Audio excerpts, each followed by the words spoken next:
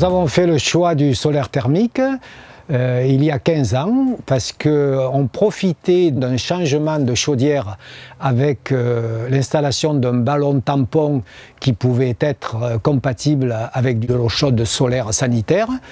Et comme depuis toujours, moi j'ai la fibre écologique et environnementale, ça me paraissait quelque chose d'évident.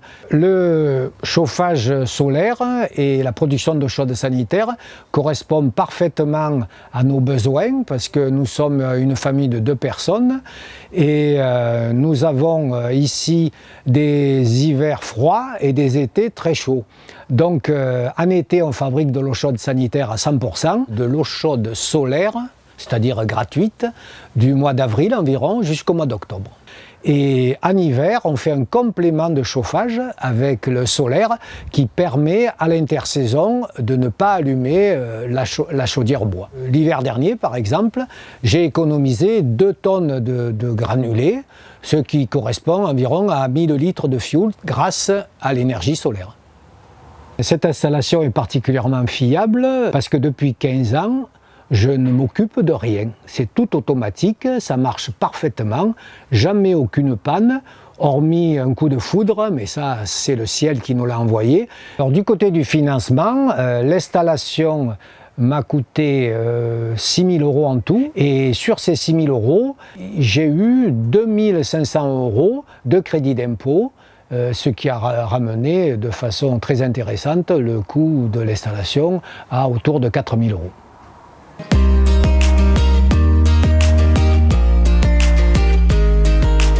Les panneaux solaires sont situés sur le toit en exposition sud, c'est la plus favorable. Il y a une surface de 10 mètres carrés et un système qui permet, lorsque c'est trop chaud, de vidanger et de ne pas être embêté par la surchauffe. La chaleur produite par le soleil va aller vers un ballon. Et ce ballon comporte 2 parties, une partie de 800 litres qui est pour le chauffage et une partie de 200 litres qui est pour l'eau chaude sanitaire.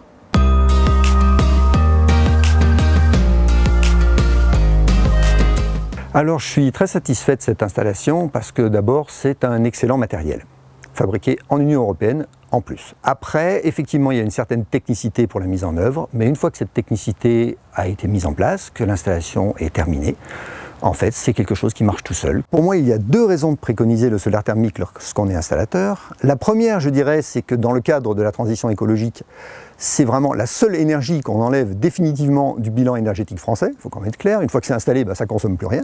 La deuxième raison, c'est que les installations de solaire thermique sont des installations techniques et donc qui valorisent notre savoir-faire en tant qu'artisan.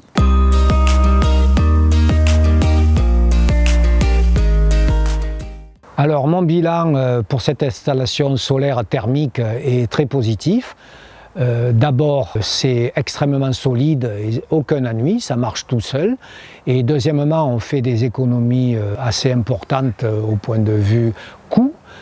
Et troisièmement, au point de vue environnemental et écologique, on n'émet pas de CO2. Alors moi, je conseillerais cette installation à tout le monde, autant aux particuliers qu'aux installateurs, parce que vraiment, c'est super. Un des gros marchés émergents aujourd'hui, c'est que dans les années 2008-2010, on a posé énormément d'installations. Et aujourd'hui, il y a quand même un vrai travail de maintenance pour faire durer ces installations, sachant qu'un capteur solaire aujourd'hui, il a une durée de vie estimée entre 30 et 50 ans. Donc ce serait quand même dommage de ne pas faire le suivi de ces installations pour les faire durer le plus longtemps possible. Un deuxième point très important, c'est le retour des aides pour le solaire thermique. C'est-à-dire que là, aujourd'hui, on est sur des niveaux d'aide qu'on n'a pas connus depuis 2010, quasiment. Alors, ces aides sont principalement destinées aux ménages à revenus modestes. Et l'intérêt de ces aides, c'est que ça permet de pouvoir bénéficier d'un chauffage qui peut soulager énormément leur facture énergétique.